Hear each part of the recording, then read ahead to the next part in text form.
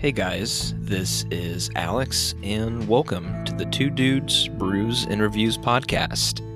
On today's episode, we're talking about Quentin Tarantino's directorial debut, Reservoir Dogs. If you like what you hear, consider subscribing to the podcast and maybe even tell your friends about us. With that being said, we hope you enjoy the show.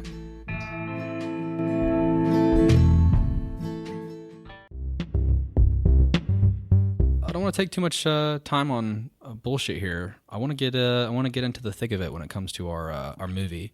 But prior, we're drinking Urban Artifact tonight. We're drinking Pinwheel. It's an orange fruit tart. This is your choice. It's sour. Yeah. I think I've had it like once or twice. It was one of the first beers I bought when I turned 21. So it's been a few years since I think I may have bought them like one other time. We might have done it for the podcast, but it's been a long time since I've drank it. In the early days of the show, you definitely used to bring Urban Artifact over quite a bit. Like, I know you like the Gadget a lot. This one tastes like a mixture of Sunny D with like champagne. I'm liking it a lot. I think you've actually opened my eyes to the entire sour beer. It's like not really something that I usually go and drink on my own. Well, today was kind of warm here in the old OH. It was like 60 degrees today, but it rained. You know, I'm always down for like a darker beer, but just like the increase in temperature had me wanting something a little bit lighter and more refreshing. These types of beers are some of my favorites to drink during the summer and springtime. I was really wanting to drink something with like a dog in the title, but couldn't find anything. We've sort of been like more lax on the whole thematic beer thing, at least for like the last couple of podcasts. I'm not mad about it. This is really good. Like, I think I'll enjoy drinking this for the rest of the night. Something I've noticed with the podcast as well is that the lighter beers tend to be the best podcast. Lighter in ABV, and then like I won't be slurring all over the place by the time we get to the end. Yeah, and just the mouthfeel. Also, just sometimes, like especially if you drink an IPA or like a super bitter stout, not trying to catch that saliva. Yeah, we'll be here smacking our tongues on the It doesn't make for the best listening experience. We're talking about Reservoir Dogs. Yes. The directorial debut by Quentin Tarantino. You had never seen this movie before. No. I hadn't seen it till about a month ago.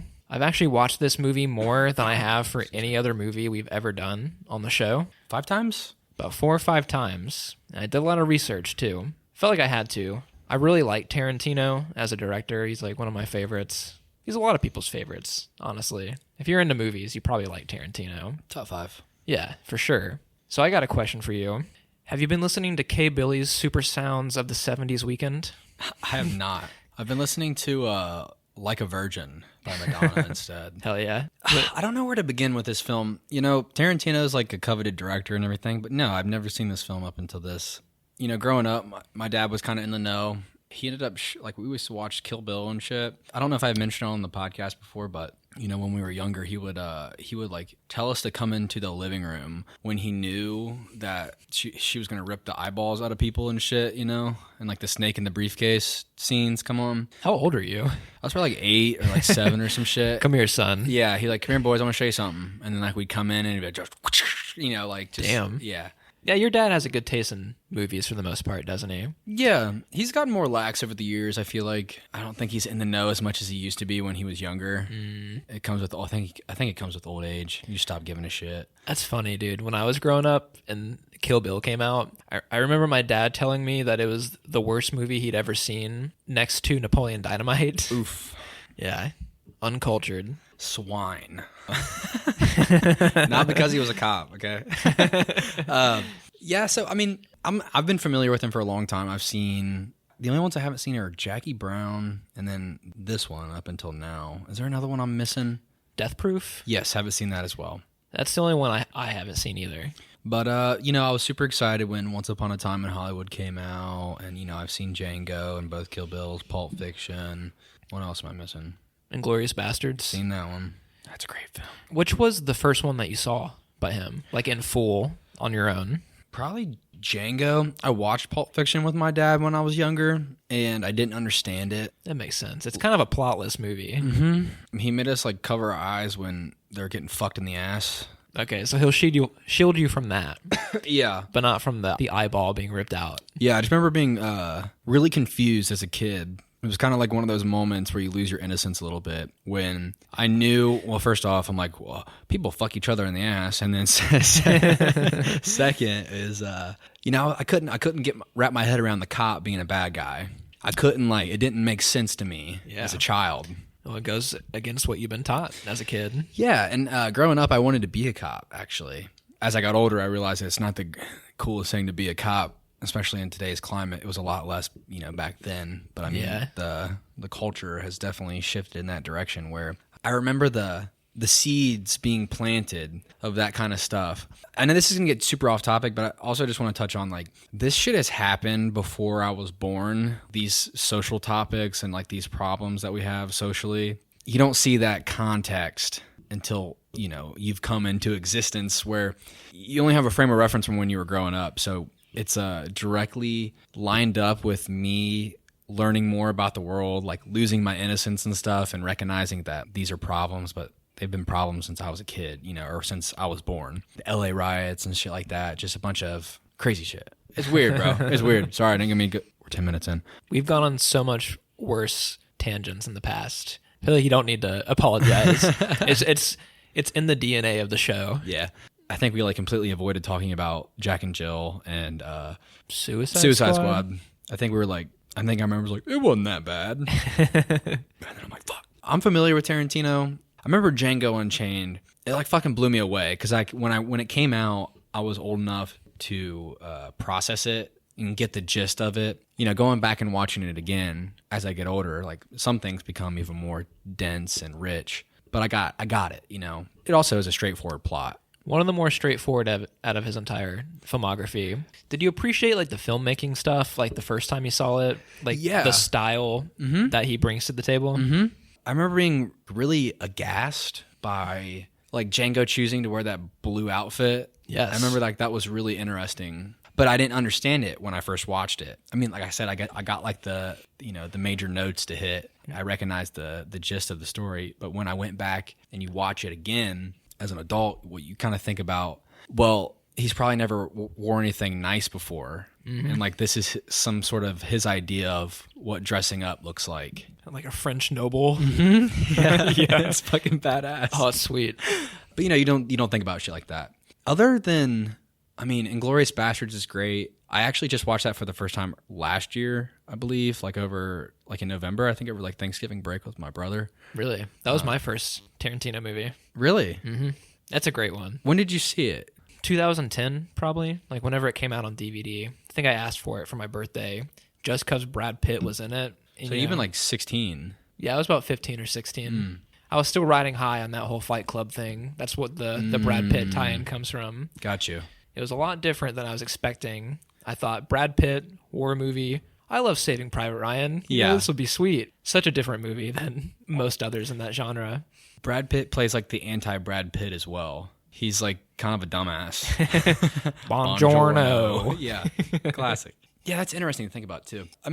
Once Upon a Time in Hollywood, I think it was really great. Thinking about it in the context of the rest of his filmography, though, it's about the most different thing than the rest of his films. It's the least violent, the most dialogue-driven. Now, the violence in the end is the most over-the-top he's done without guns. It's really good. But it also, I don't know, it has some sort of weird modern flair. It kind of reminds me of The French Dispatch in a way. And I know that's kind of a weird disconnect, but it felt more like little vignettes. Yeah. In a way. The way the story's broken up, it's very segmented. And it just feels like a little bit of a slice of each of these individuals' life that's happening in this current moment in time. That's a good way to describe it. It's so much different. It's very relaxed. That's my favorite movie by him, actually. Is it? Yeah. And I would understand why a lot of people might find it boring because it doesn't really have for the first 2 hours, you might think, how the fuck does this tie together? Mm-hmm. What's the point of all this? I just like spending time in that year, the 60s, those characters, Rick Dalton and Cliff Booth, actually shares a lot of similarities with Jackie Brown. Jackie Brown is a slow-paced, very mature movie compared to other Tarantino stuff. It's worth watching, though. Okay. You should seek that one out if you ever get a chance to do so. I want to actually talk about the film that we're actually doing, but I feel like it's good. That's good groundwork to lay. Yeah. We're both pretty familiar with him. We get the Tarantino style. This one feels like the least Tarantino film. Think so? I know it's the groundwork for what will come. You know what? What's the budget on this film? Because that's something that really aggravated me. It's 1.5 million. Okay. So probably like his lowest. By far. It actually originally started as only a $30,000 budget until the script somehow found its way to Harvey Keitel, who decided to jump on and be a producer of the movie, and he was able to get them that $1.5 million. And was that to bring on better actors? Better actors, like probably better equipment, more locations. Mm-hmm. I think originally it was just supposed to be like Tarantino and like his buddies. Probably like in the warehouse type of deal. Yeah. Okay. So this was my first time watching this. And let me just say, this movie changed a lot on the second viewing. Because on my first viewing, you don't know what's going on the whole time. It played out a lot more like a mystery than I expected. Because I was expecting like a mobby movie. Typical 70s heist type deal. It didn't bother me or anything. I remember all those beats that get hit and all those like discoveries were really great. This was the coolest opening. I really want to touch on this scene a lot. This movie's only an hour and a half, so like we'll probably like hit these big moments a lot. First off, you don't know that these characters aren't like best friends. And going into it, watching them all chit-chat around the table, it feels like they know each other. And I thought that at first, but I noticed the weird tension in the air a little bit when they're talking about, you want me to shoot this guy? It's kind of like this weird, uncomfortable moment in the air. It was like, okay, so maybe these guys aren't as close as I thought they were. And also like the character power play that I thought was interesting around the second viewing was watching the way Mr. White talks to Joe. Yes. And I thought that was really interesting because once you figure out that he's the boss and everything, you kind of have him in that frame of mind following the rest of the film because you don't really, they're not all together, comfortable, everything's in chaos. So I thought the way that he was talking to him, I was like, huh. And then I caught on later on my second viewing was, oh, like they're friends. Like they're like they've been even in the end. He says like we're your friend, yada yada before shit hits the fan. But I noticed that like Mr. White has the balls to just take Joe's address book that he's like got his nose stuffed in. Yeah, I thought that was really interesting. And also, did you notice how the camera? It's not like just a fixed shot. And when they leave the restaurant, it's set up in a fixed shot to show their exit. But their bullshitting is like through like the openings in people's arms on the table and like coming around people's heads. It's super cramped looking. Mm-hmm. I thought that was really great camera work. It really helped set the tone because it felt like we were just kind of like going in a circle around the table and it's like everything's getting shrouded by people's shoulders. But then you like hear someone talking about like a virgin is a metaphor for a big dick. I just thought you could catch on to see who was talking, and then before you know it, it's like they're being dragged away. I feel like it's a technique that he hasn't used in many other movies. Mm-hmm. Like I can't think of an example from another movie of his that uses that. I think the scene really sticks out because it's using what I think is Tarantino's biggest strength, and it's his writing. He's really great at writing these bullshit conversations that mean nothing. They don't really stick to the plot or anything. But they felt real. Yeah, and that's why it matters. And he does that in like Pulp Fiction and stuff a lot too, like the Royale with cheese conversation and stuff like that. A lot of that stems from his extensive knowledge of pop culture and music and film.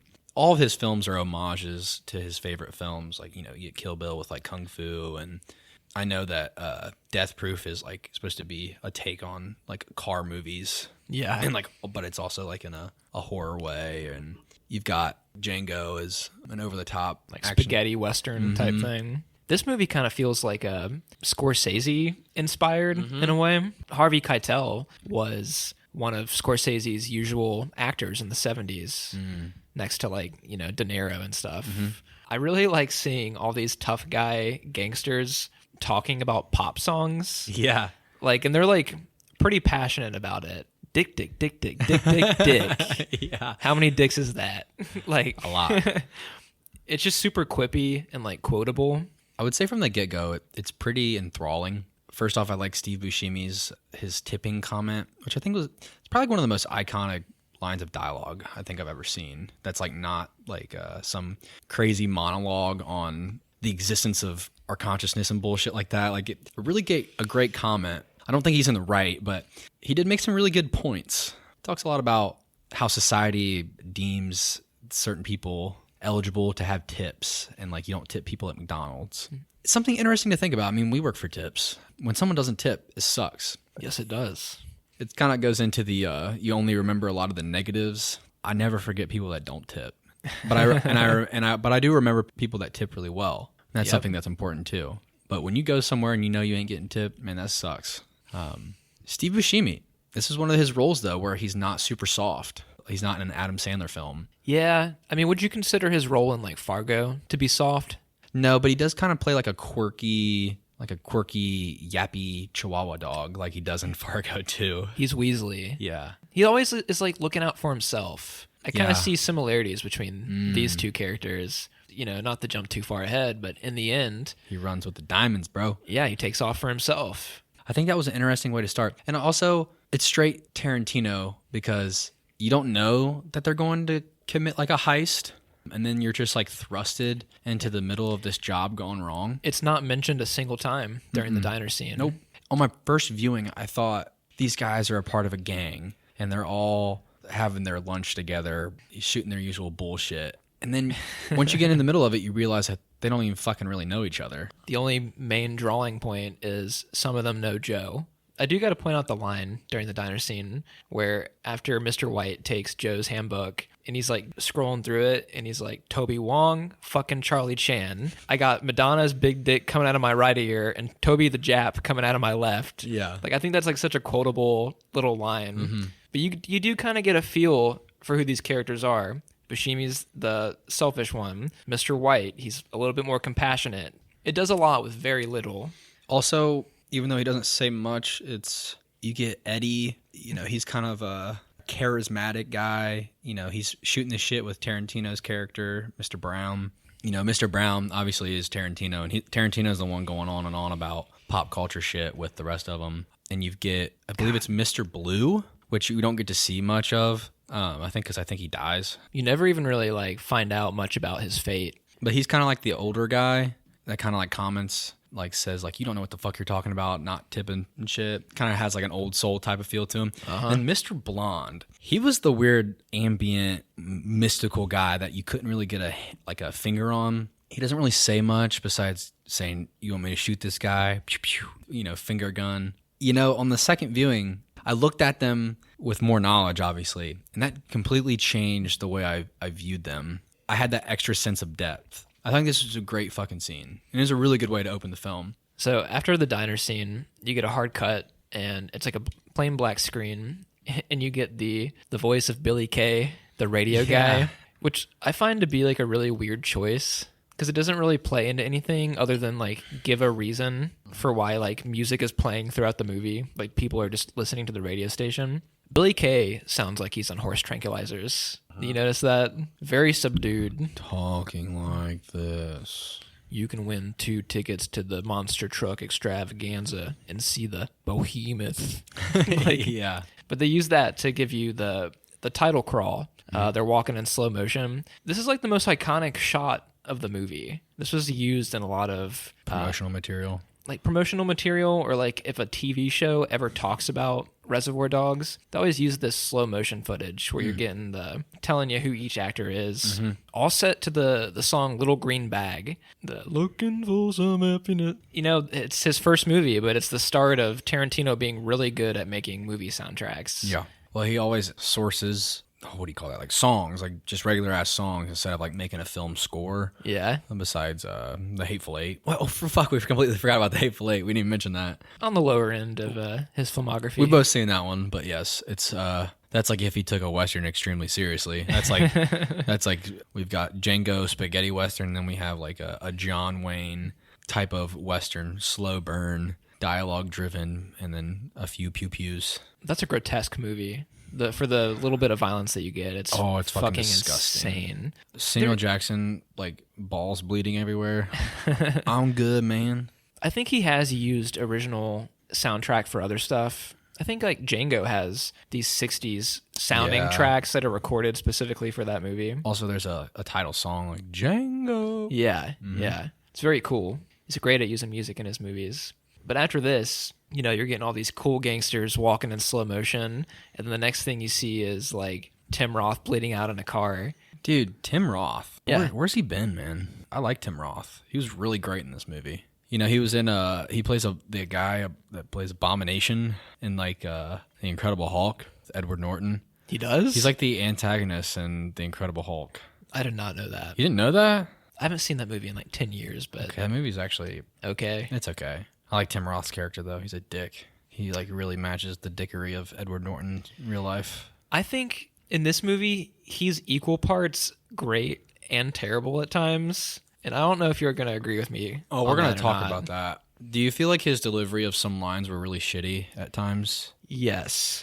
Okay, I don't want to hop around too much when we'll get there, but, you know, when he's laying bleeding out on the fucking floor in the warehouse, and especially at the end where he's talking to Eddie and shit, I interpreted that bad dialogue as his story falling apart. And that's why it kind of worked for me a little bit. Yeah, and he's dying. Yeah, because he kind of like, you know, in the moments where he's not bleeding out and it's a flashback, you know. Who's he play, Mr. Orange? Yes. He's really great in those parts when he's like normal. Yes. The way I interpreted that was like his character running out of fucking... He didn't prepare to get shot, you know what I mean? Yeah. And he didn't prepare to shoot another one of the guys. Probably wasn't thinking straight. We'll get there. But it's not just that though. Like even in the scene where he's like bleeding out in the car, I just don't like his choice of like the way he delivers his lines in pain. He's going for like agonizing pain in his delivery, but it comes across as like slightly annoyed Cookie Monster, like a dying Muppet. Yeah. You know, that didn't really bother me. I feel like his sense of panic was really high. Yeah.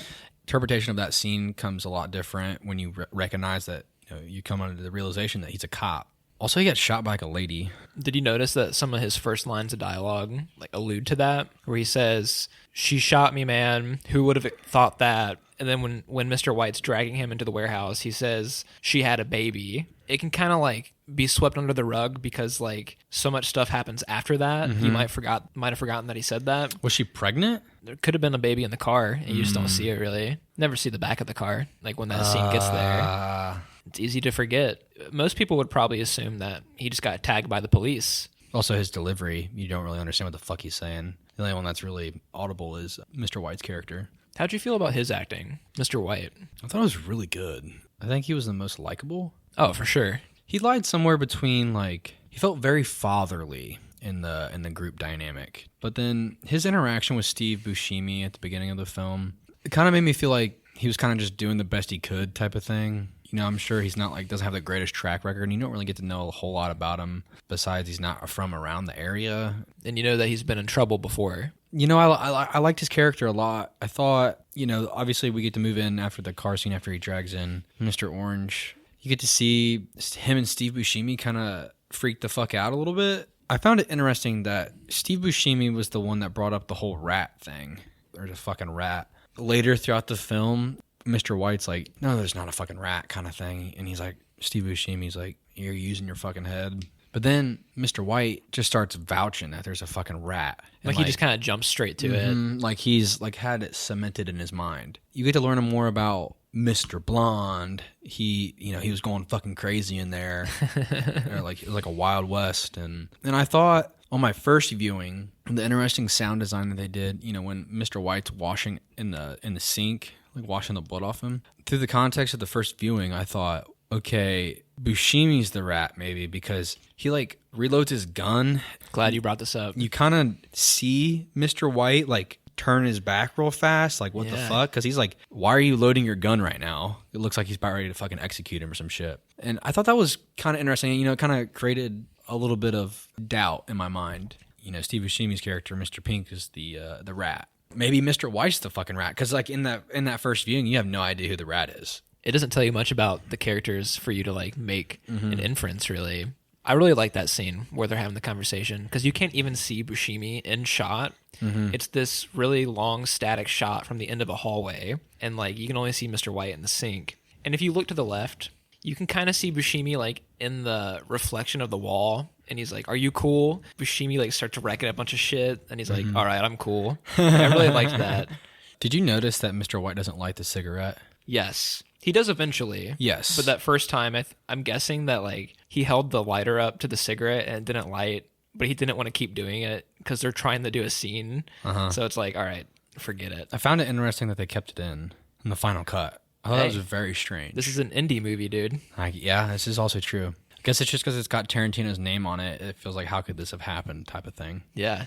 He wasn't that Tarantino yet. This is true. Yeah, I enjoyed like their little yada yada. They're fighting over whether or not, to take Mr. Orange, Tim Roth's character, to the hospital. He's been shot in the stomach. And there's like blood, the blood keeps getting worse and worse and worse. He lives. I guess it's not a lethal wound quite yet. He lies to Mr. Orange to calm his nerves. Like, it might take a couple days for you to die from this. Mm-hmm. But when him and Buscemi are talking, he's like, he might not last overnight. So I found that kind of interesting. Yeah, he was trying to comfort him for sure. I liked their little spat they have where Mr. White's kicking him across the floor. And when they pull the guns on each other, Mr. White has the smoothest drawing his weapon, like in the movie. Like he does it over the shoulder. Did you notice that?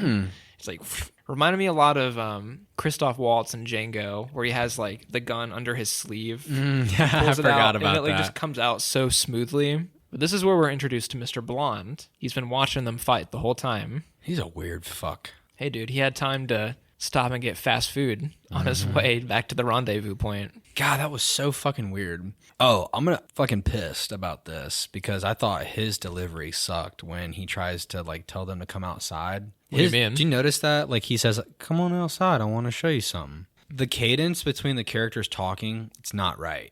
Like they're stepping on each other's toes a little bit.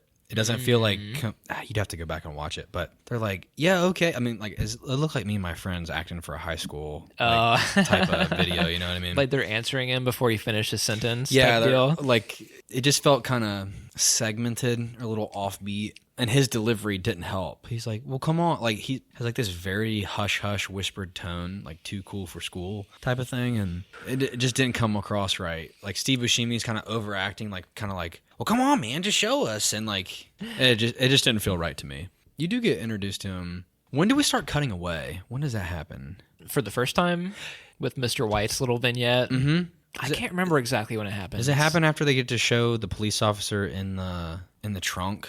They might do the Mr. White one a little bit earlier before Mr. Blonde even shows up. Because I think they do the Mr. Blonde vignette after they show the cop. Because that seems like the perfect time to do that. Oh, yeah, I think they do. I kind of like how Mr. Blonde's character kind of has like really cliched dialogue. Like, little doggy, are you going to keep barking? Mm-hmm. And he like throws the soda at a frame. Felt like something out of a completely different movie, sort of. Yeah, it kind of looked, yeah, that's why I kind of like thought it was offbeat. Maybe that kind of planted the seeds a little bit. I can't tell if it was like comedy or if it was really trying to be cool. I don't know. I think it's weird. This is a good movie, but it's not like one of, like that kind of masterpiece. And obviously it's just like his first fucking movie, and it is like an indie film. And I never really think about it like that. It is an indie film. Like I'm just used to like extravagant set design, household name Tarantino. Yeah, that sticks out in his filmography for that reason. It's kind of rough around the edges. Yeah, I want to talk about Mr. Blonde though. When his vignette, it had like another mystery quality to it, because I thought that the way this scene came off to me was kind of interesting. Like, you don't really know that like Mr. Blonde, Vic is his real name, we find out, is like close with his family and Eddie and stuff. And like he just starts like talking shit on him. And like, when he starts taking off his rings and like watch or whatever the fuck they start to fight. And I'm like, oh, like this is just like I also wasn't aware that Eddie was like Joe's son. You don't know that yet. Mm-hmm. So I kind of had like this weird air to it where I was like, I don't really know if like they're friends, but then you like kind of discover as the scene goes on after sitting there bullshitting that they are in fact like really close. Well, I mean, they really bust each other's balls in this scene, like more intensely than most friends would do. Talking about getting fucked in the ass and Pop, he wants to fuck me in the ass. Can you believe that? Like just shit like that. This scene felt super improv, like their fight. Like, cause when he drops Michael Madsen, like they like land on the edge of the chair and it looks really messy. It's like not choreographed at all. It might be, yeah. It just feels like something they did on the spot, maybe. I don't know. I wonder if the dialogue was like written. Yeah. Well, it still has that like Tarantino feel to it. Like it's shit he would write. I don't know like to what extent they were supposed to wrestle like that. Felt a little dangerous almost. It like picks up the chair and shit too to like try to look. He's like, and then Joe finally like, I want to talk about Joe too because you get to only see him like in the office and then like the pre-heist scenes and stuff. Seems like an alright guy. Like Joe seems like kind of a cool guy to me.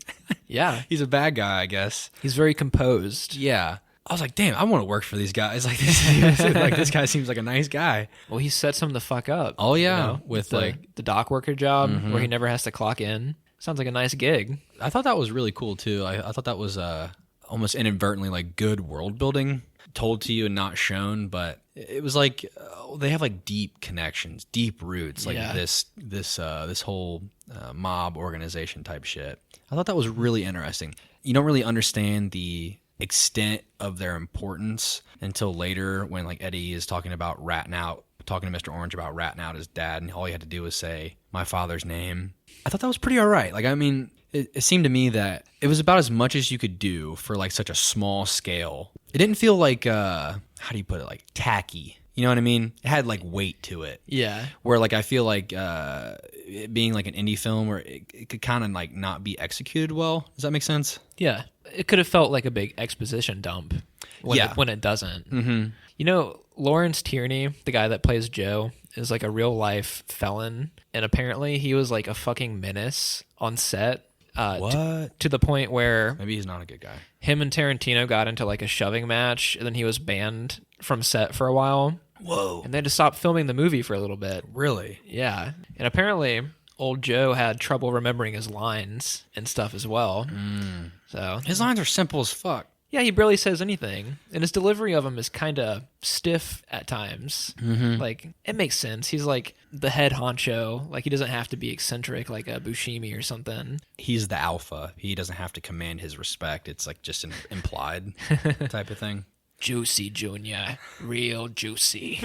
Yeah, that was kind of cheesy now that I think about it. You couldn't just tell him 50 grand or something like as the cut or some shit. But I think this is where we started getting into like Mr. Orange and stuff as well. We haven't really talked about the cop being brought into the equation yet. I do want to talk about that scene as well. Beating the fuck out of him, like when he's chained up to the sounds of this like really funky upbeat song. Very Tarantino. I read that like it was people walked out during this scene. Yes, apparently, which is kind of weird to me. Why's that? I don't find it that shocking. I will say on my first viewing, this was like rough for me to watch.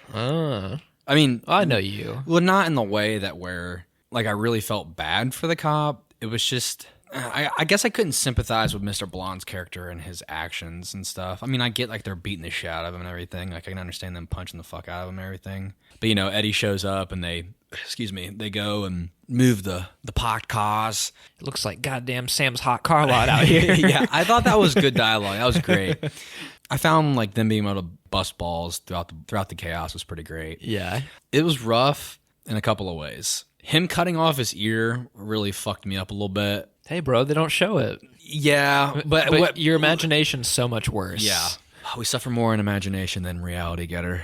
That's a Stoic Seneca quote for you. I think him like pouring gasoline on him and shit was rough. Then I started to feel really bad for the cop. I was like, he's like pleading for his life. He's got a kid at home type of shit. I was like, fuck, man. I was like, this is just some guy. Like, this is just He's like a non-character in this movie. I thought he drew a lot of sympathy for the short screen time he had. I mean, like, once he's given the opportunity to talk. Yeah, Mr. Orange shoots the fuck out of Mr. Blonde. That was unexpected. I thought for sure this guy's getting burnt the fuck up. Okay. It feels like a momentum changer as far as plot goes. Because then you know who the rat is. And I was like, oh, fuck. And throughout the beginning of the film, my last thought was Mr. Orange. Like, he's not the rat. He got shot. I was like, wait. Oh, wait. No, he is the rat. I was like, oh, fuck. Like, that was a big shock to me. I mean, the sympathy that Mr. White has for him and everything, that really, like, helped me feel like he was a part of the gang type of thing. Like, he's a part of the crew. Like, he has, like, sympathy amongst the crowd of our characters. Yeah. And, like, up until this point, I really thought it was kind of Buscemi. Just because Buscemi is that weaselly character. And I thought it could be Mr. Blonde, too, because he's fucking crazy. But then, he's the one cutting him up, so maybe it's not him. He's too much of a psychopath. Buscemi even says, like, I know you're straight. You're too fucking crazy to be a cop. I'm not going to lie. This movie wasn't spoiled for me in any way. I knew it was Mr. Orange from the beginning, pretty much. Really? Or I had a feeling it was. Because him being shot just feels like the ultimate distraction from that character. Mm-hmm. Like, I feel like a lot of mystery movies kind of do that. Like, it's always the one you least expect. Chris Evans and Knives Out. Spoiler alert. Sorry. Yeah. Oops. Oops. Hey, it's been out for a couple of years. You Great can do movie. that. I'm so glad that the whole rat thing wasn't exactly the point of the entire movie. Because this is only like the second act, maybe, when it's revealed. I would have liked it less if it waited till the very, very end. Because now, Like if it all came crashing in at the end type of thing. I hate when movies do that. Like, try and change everything at the last second. I had a tangent here. Like, now as an audience, throughout the entire movie, you've been with the gangster characters, and your allegiance is kind of set towards them. But when it's revealed that Mr. Orange is the rat, you get the backstory on him. It's like you're with him now, and you're kind of on his side. Your perspective changes quite a bit. You know, the whole character building has been through, yes, what would be normalized as the antagonist group. You know, our protagonists are now the antagonist and vice versa. I think that's pretty ballsy. You know, I thought the character building with Mr. Orange after we get like his backstory and stuff was really great. This is my favorite part of the movie.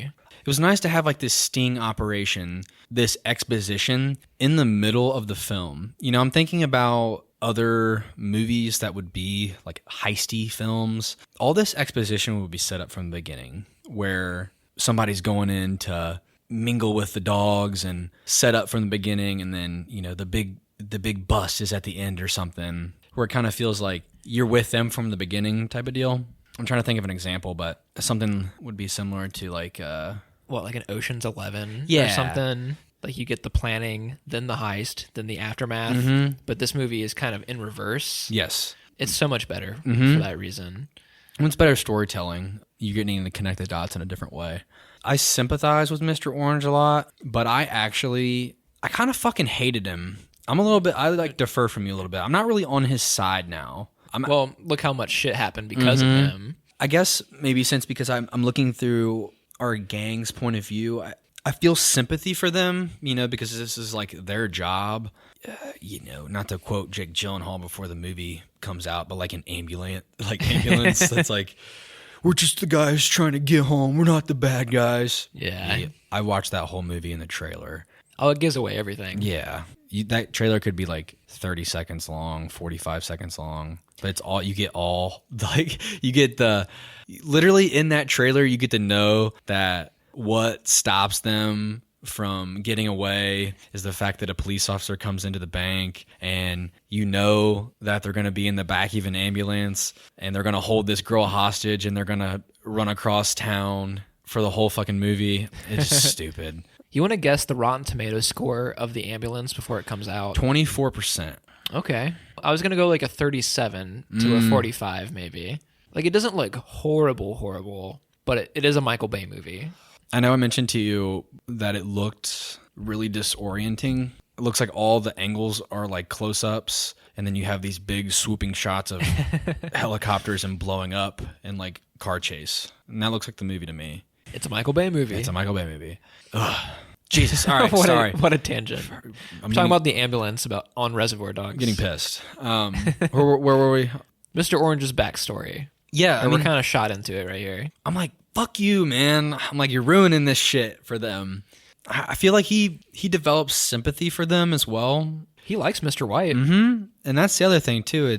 That's something that I don't think was executed to the best of its ability. I agree. Was the character dynamic, the relationship between those two characters. I mean, you can tell it's implied, but I want like 10 more minutes of them. Like, they say, I'm hungry. Let's go get some tacos. Let's watch them eat lunch together. I would have liked a little bit more to imply that like they're really close, or like developed a friendship, you know, because obviously Mr. White has told Mr. Orange that his real name's Larry and where he's from. And that's like a big no-no in this group dynamic, is that we don't tell information about each other.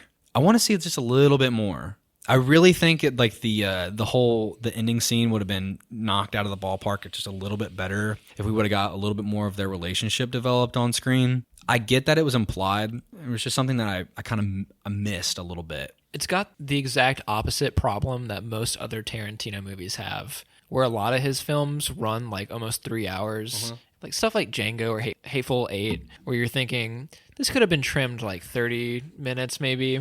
This movie needed an additional 20 to 30 minutes probably to make everything come full circle. Now, I will say, I enjoyed watching him rehearse his lines. The commode story. This was excellent. The old, the weed drought of 86. I don't really know what his other cop partner's name was, but I don't think he gets a name. I enjoyed that little bit of training that he gets from him, like, you know, working on his script type of deal. And you get to watch like him kind of go from like this straight edge kind of guy, and then you get to watch him like develop a little bit more of a loosey-goosey attitude when he becomes like this master storyteller. Yeah. That was really nice. I like the way it's cut too, because like you're getting each section of the story like in a different location where he's like better at it each time it cuts to a new area that he's like giving the story. Really nice. And he's got like you get to watch his body language change as he's telling it as well. You know, he kind of really has like an acting inception inside the film.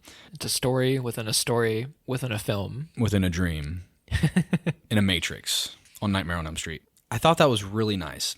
I just want more. Yeah. I thought that was really great. I just want to see more of him and Mr. White's character, because when they're in the car talking about the stakeout, he's like, that girl over there, right here on my dick. Like, I thought that was hilarious. Like, watching them shoot the shit, I want more. I feel like that scene kind of shows a little bit of, shows that even though Mr. White is like the compassionate one of the group, he's still like a hard-edged motherfucker, where he's talking about like, if the manager gives you any trouble, like smash his nose in, and you can like, and then his next line is, I'm hungry, let's go get a taco. Like, that shit does not faze him whatsoever. No, that's his job. He's still not a good guy, even though he's a little likable. This is true. He'll still cut a dude's finger off. Fuck. When the commode story actually gets to where it's like the story within the story, where he's envisioning like being in the bathroom with the Los Angeles County sheriffs, I think it's really interesting because in his story, this is going to get confusing. In his story, the sheriffs are distracted by their own story. Yes. And that's why they don't notice him. And in real time, the criminals that he's really talking to are distracted by the story. Like, there's kind of like a dichotomy between these two things. I didn't really think about it in that context either. Yeah. And I love when it cuts to the cops and they're talking about whatever the fuck they're talking about. Put your hands on the fucking dash or I'm going to blow your face off. I said, buddy, I will blow you away. Yeah.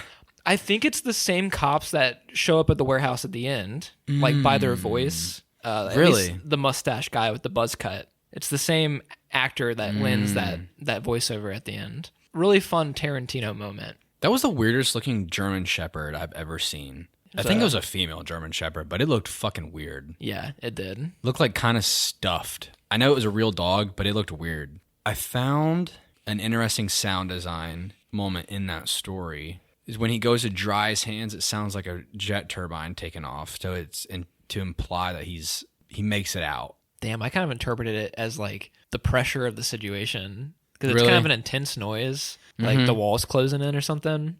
You might be right, though. I thought it was sounded straight like jet turbine, like a 1-for-1, like just replacement sound. I could be wrong though. I feel like I'm also a big fan of the Mr. Orange flashback, because it's the part of the movie where you're getting the biggest variety in locations. Like, he's going into the diner. He's giving the speech at his apartment. He's giving the speech at like a park and like the bar. Like, that's the most of anything outside the warehouse that you see in the entire thing. You also get him being phoned by Eddie in his apartment for like the start of the job, it looks like where they're going to. This is where you like get into Joe talking and giving everybody names and yada yada. But I want to say what was really cool, and I have a question.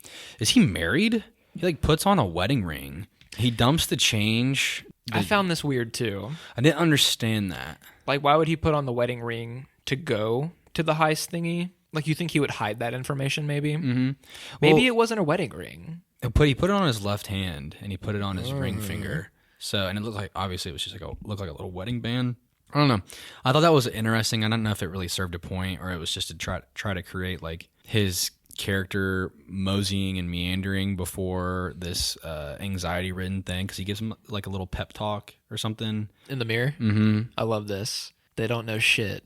You're super fucking cool. Like, yeah. That's so funny. we get the perspective of the cops, the follow car. Can I say that I actually hate the soundtrack choice they use right here? Ooga chaka, Yeah. ooga. Feels really out of place. I think the only reason it bothers me is because it's so correlated with Guardians of the Galaxy for me Yeah. that I'm like, I've never heard this song outside of this context. I can't fight this feeling. I enjoyed like the car scene, them talking about E. Lois. Christy Love, you're under arrest, sugar. I thought, I don't know, it kind of helped me. Again, I started to hate Mr. Orange. I'm like, you're about to, like... This dynamic is going to get messed up. You notice they're talking about the actress Pam Grier in this scene. Pam Grier is actually the one that was casted a few years later to play Jackie Brown. Really? She's a 70s star that never had mainstream exposure. Tarantino obviously loves her because she's referenced in this movie. Put her in the lead role. She was a blaxploitation star. Tarantino's films have like a Stephen King universe-esque to them. Like everything feels connected and like the same world type of deal, but it's also like not like fictionally, but through his pop culture knowledge. Everything kind of feels like a big spider web of him bullshitting. This movie is literally connected to Pulp Fiction. Really? Mr. Blonde, Vic Vega, his brother is Vincent Vega, John Travolta's character from Pulp Fiction. Oh, fuck. And I didn't know that. He was going to make a movie about those two characters together called V Vega. Weird. But Tim Roth is in that too. In Pulp Fiction. He's just an entirely different guy in that movie. Yeah. What the fuck?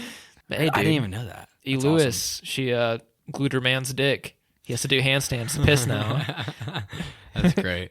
The last thing in like the Mr. Orange flashback that I want to talk about is when they finally get to the meeting where like they're all together with Joe giving them, the details of the heist. It's a super short exchange, but it's kind of funny. It's the only time since the diner scene that all these characters are together again. I really like the comment where he's distributing the names to everybody. And of course, Steve Buscemi has got to be the one to speak up to Joe and say, why am I Mr. Pink?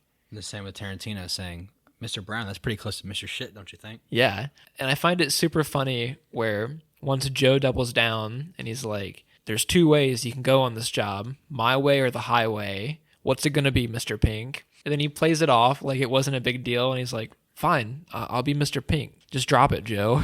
Yeah. like that completely deadpans after that. I get a laugh every time that scene comes on. It's good in the context of the character. He always has to fight everybody on everything. Like he has a very argumentative way of communication. Until somebody really steps up to him. Happens in the tipping scene too. As soon as Joe comes back, he says, well, I normally don't do this, but okay. Yeah. Like he gives in immediately. And that was a good fucking point too. We didn't really mention that. Like he pays for their their breakfast or whatever the fuck. It's like, dude, you're a piece of shit. Like he gets it's $1. Yeah. I don't care if it's 1992. It's still $1. Yeah, exactly.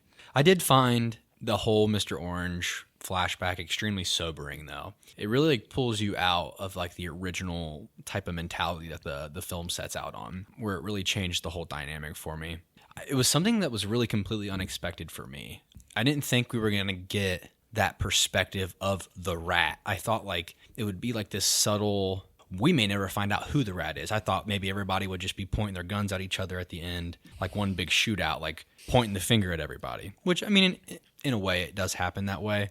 That would be a Tarantino thing to do as well. And that's kind of what I'm expecting, from his prior work or following work, I guess, in this context. But I felt really bad at the end of the film. I guess I didn't really view this movie in the perspective of it being a Tarantino film. To me, it just didn't have like all the same flavors. It had like the ingredients, I get, or it just, I don't know, it didn't come out like in the same way it's served to you later. Pre-evolution, dude. Yeah. It's like Radiohead the Bends, Yeah. before you're getting to the real shit. I didn't expect the ending that we got though. But then once it happened, I'm like, oh wait, this is Tarantino. Of course. I'm not really pissed. You're pissed. I'm like kind of pissed because to me, I didn't know why. I mean, I get it. And I think it comes back to my original problem of wanting a little bit more of Mr. Orange and Mr. White's character development, like their relationship becoming a little bit more buddy-buddy. I guess Mr. White standing up for Mr. Orange, like really pleading for him, felt kind of pushed. Like it didn't get there as naturally as it could have. And I know we kind of commented on it earlier, but I did view like Mr. Orange, Tim Roth's character pleading to Joe and Eddie. I found like his bad acting, his delivery was kind of in the context of the character, and I know you might disagree with me a little bit on that. To me, it kind of just looked like he had run out of options. But then to me, in my head, I'm like, you've been laying on the floor for like 7 hours, man. Like, you should have had this shit figured out in your head by now. Yeah. It could have been a so much better lie than what he gave. But he didn't know the context. He didn't know that Mr. Blonde was like this loyal soldier of the Cabot family. I mean, that was like a good power play, though, in the context of it. But, I mean, Mr. White's like, hey, this guy's fucking insane. Like, they're all, Mr. Blonde's fucking insane. Like, I'm not surprised that he did shoot him. But you get Eddie and Joe's perspective of like, shut the fuck up. You guys don't know what you're talking about. I thought like the old Western shootout was really cool, though. The Mexican standoff. Yeah. This was great. And it pops off really fast. Like, there's not an elongated period of time where, like, they're all pointing their guns at each other and talking. If this was, like, a Tarantino movie now, it'd be a 10-minute scene of dialogue with their guns pointed at each other. And this, nice guy Eddie says, why do you got that gun pointed at my dad? And then the bullets go off, like, immediately. It's like 30 seconds, maybe. One thing I did catch, though, is that somehow Mr. White gets 2 bullets off. And and his gun really isn't pointed that way. But I know it's just... Hey, they tried. Hey, man, he doesn't have all these extra crew on deck to orient people's direction and shit. It's probably like they're all working as hard as they can type of deal. Yeah. But something that I didn't understand was that when Mr. White is like embracing Mr. Orange after they've both been shot again, I don't understand why he fucking tells him he's a cop. I kind of interpreted it as... he had like grown to respect Mr. White, and like I think he kind of knew he was going to die anyways. He'd already been bleeding out for a while, and he just took another bullet that like he owed it to Mr. White to tell him the truth. But that's like the only thing I can think of. I think it comes back to my original problem of I want a little bit more of their relationship development on screen. And I get it in the context of that it's more implied. But I was like, you could have lived maybe if you would have just kept your fucking mouth shut. Well, maybe Mr. Orange wanted to fucking die after shooting that lady and seeing what he saw. Yeah. We didn't even talk about those scenes, really. Not that we had to go back or anything. Those parts are where you get that Tarantino violence a little bit. Where shooting through the car windows. And yeah. It's super dramatic. And like fucking awesome. Yeah, it's great. Did you notice in that scene, though, when Mr. White lights up those 2 dudes with like... he's like dual wielding his Smith & Wessons. Did you notice like when they're walking away that there's just like a group of guys on the other side of the fence, like just big chilling? No, I didn't see that. And I don't know if it was just like a restraint that they couldn't like section off. They probably couldn't. It kind of brought me out of the pocket a little bit. Like there's just a group of guys like 30 yards away, just like standing around a couple of cars. And I'm like, there was like 12 gunshots like right next to you, dude. Like you guys wouldn't have hit the fucking road type of deal. It makes sense though, because I learned that we didn't talk about this either. When Buscemi is giving his little mini flashback where he's running away from the cops and he gets hit by the car and he's pulling the lady out of the driver's seat. Apparently they had to film that scene in like 30-second intervals because they weren't allowed to block off the street. They had to wait till like the light turned green or like red, or I can't remember exactly what it is, but they had to wait till traffic was at a standstill before they could point the camera and do it. They had those limitations. Like they couldn't block off like a four street section to do action scenes. Gotcha. That makes sense. They worked with what they had. Yeah, I don't know. I just think I was kind of like disappointed at the end. Not like disappointed in like the way the film ends. I was like disappointed in the characters, like Mr. White and Mr. Orange. I was like, fuck. I was like, I wouldn't have mind if they just like came in and got arrested type of thing. But no. You get Steve Buscemi like running away with the diamonds in the end, pulls a Fargo, but then it's implied that he dies because you hear like the sirens go off and a bunch of gunshots outside. Like it's implied that he dies. And then you get people coming in to everybody put their fucking hands up. You know, buddy, old pal, blow your fucking face off. I don't know. I just feel like he should have just kept his mouth shut. This is a Tarantino film, and it was to be expected that it's implied that they're going to die. But one thing that I thought was kind of a cheesy end, and I know it was a limitation, was that you don't really get to see Mr. White get shot. You get to see his like body, like he like pulls his body off to the left. He just flies off screen. Yeah, it was a really good movie though. I'm not pissed. it just feels like the beginnings of like a great director. I'm like really glad I got to see it now, because I understand a little bit more of like his roots. Where like I'm just used to him knocking it out of the ballpark. I feel like the dialogue is there right away, though. That's the best part of the movie. And the action is still, and it's like infancy. Even Pulp Fiction doesn't really have great action in it, if you think about it. No. Every time I go back and watch that, I'm like kind of shocked by how it still feels a little indie. It's like a cult classic, though. He doesn't really get that over-the-top violence until like you get to Kill Bill and stuff. His more fantasy-like movies, I guess. This one's more like super grounded in reality, but I think that makes the violence work. Yeah. Like makes the small moments of brutality feel really impactful. Did you notice during the ear cutting scene where it cuts over to the when it cuts away, there's like the graffiti on the wall that says "Watch your head"? You didn't see that? It's like in the archway. It says "Watch your head." It's visible through the entire movie, but it focuses on it during that scene. Found that kind of funny. I didn't even notice that. Watch your head. One thing I will say is that I know it's a limitation, but you can just tell that the guy's ear is underneath like a prosthetic. Yeah. It's unnatural in a way, but it happens. Also, I will say that I watched the movie in standard definition the second time around. Why is that? Because this movie didn't come out in HD. And it's something I want to do a little bit more with certain films.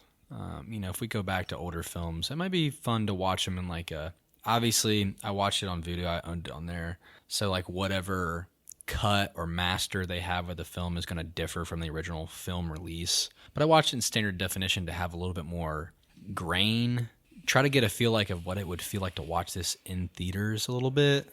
This was an indie film, and I'm sure they didn't like shoot it on like the craziest nice gear type of thing. I mean, I had a 1.5 whatever, but probably not.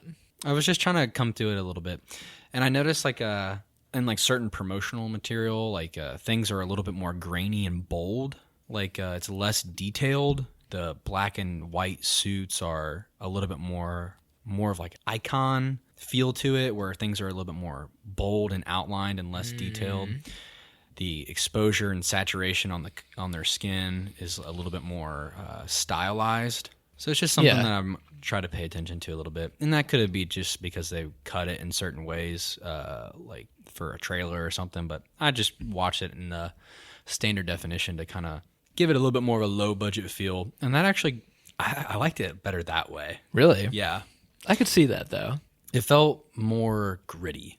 I feel like there's like other things small things I want to bring up before we cap this off. We didn't talk about the usage of the song "Stuck in the Middle with You."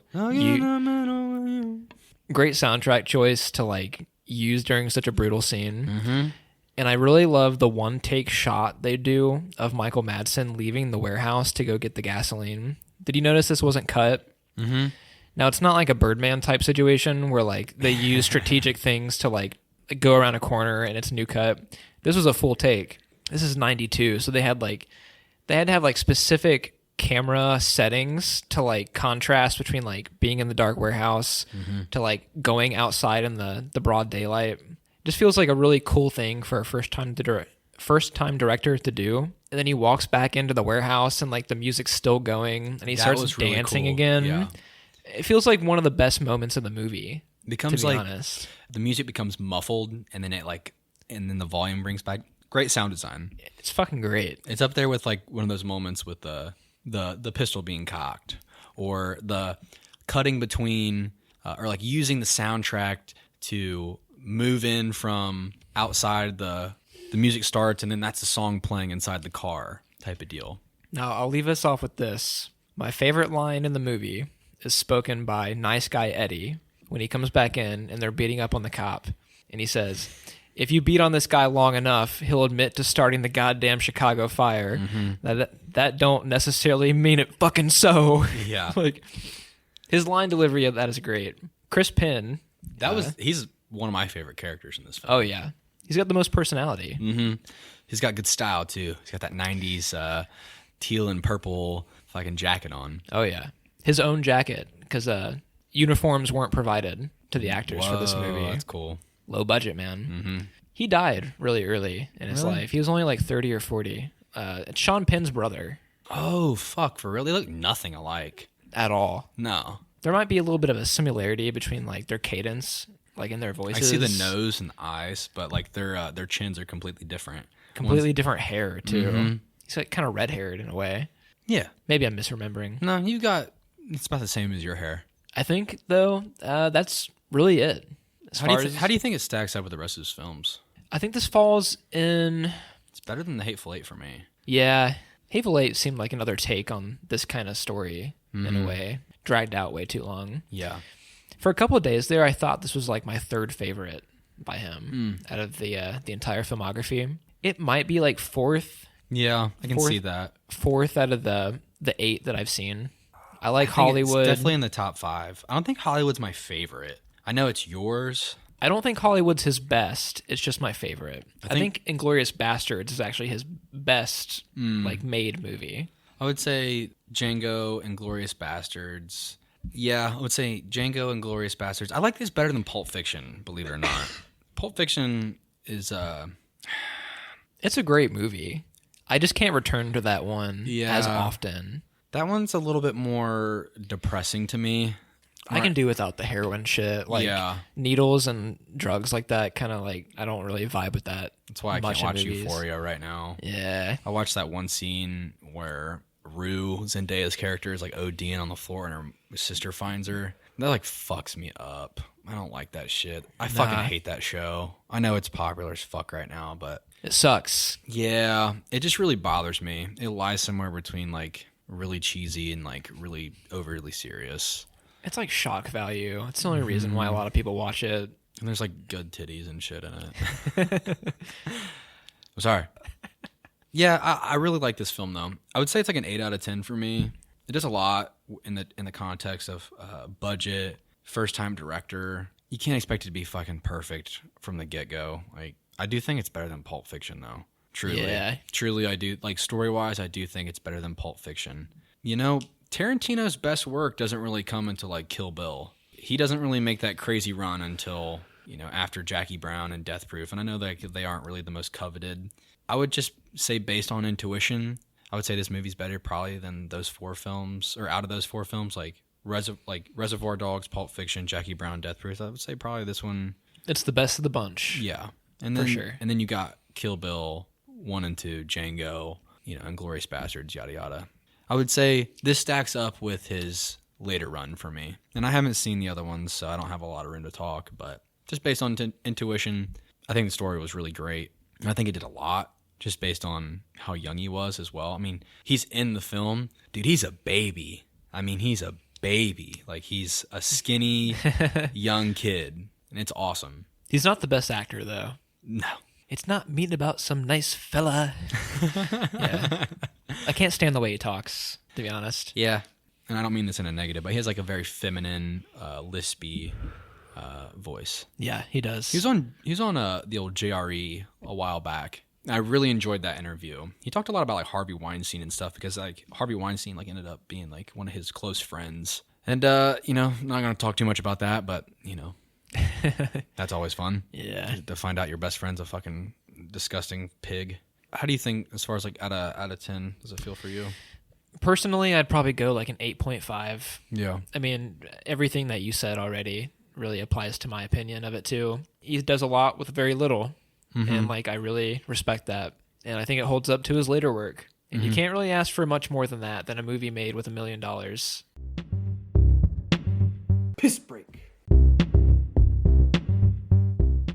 You know, I struggled a lot to figure out what I was going to recommend today. I have a lot on my plate as far as like ideas when it comes to what I want to do next. I want to do a film, and this is a film that hasn't been talked about since the 2010s. Is when it came out. It came out in 2012, and I've seen this movie probably 20 times. Like, it was one of those films that I watched after school type of deal, and I owned it on Blu-ray, and I watched it a lot. We're doing Ang Lee's Life of Pi. I should have seen this coming. Have you seen this? I've never seen this movie. Okay. I'm just going to preface, I haven't watched it anytime soon, but I remember all the beats and all the notes that are hit throughout.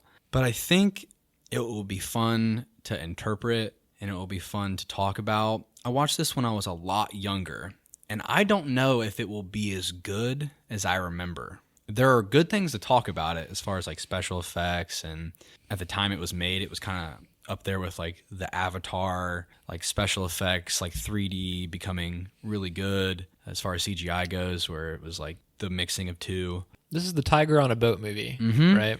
I didn't know that Ang Lee did this one. Interesting. I have no idea what it's about, like plot-wise. It's a very weird movie. It's based off a book. I like very weird. It's very weird. It comments a lot on religion and finding oneself, all set on the backdrop of a kid and a tiger on a boat. So, is it a contained movie? Like, is it stuck to that situation? Yeah, like, for the most part. You get exposition and stuff, and obviously you'll get to watch it. I don't know if it's going to be as good as I remember, and I don't know if I will love it as much as I like first did when I used to watch it, like back to back to back. I don't know if it'll age as well as I want it to. Still, like I'm sure it'll be really fun, but I haven't seen this movie in probably like 7 years, so I should have seen this coming. I've been going back and editing. Like, we just dropped the Thing podcast recently, and then I think the one before that was Looper, and you bring up The Life of Pi on both of them. Really? So this lines up pretty well, I'd say. Okay, good. Hell yeah. That was like one of our best well-contained episodes, if I have to make an in-episode comment. But other than that, man, I think we did all right. Life of Pi is next. We finally did a Tarantino film. Now we're gonna do the old Richard Parker Tiger on a Boat type of shit. So hell yes. All right, tell them bye. Adios.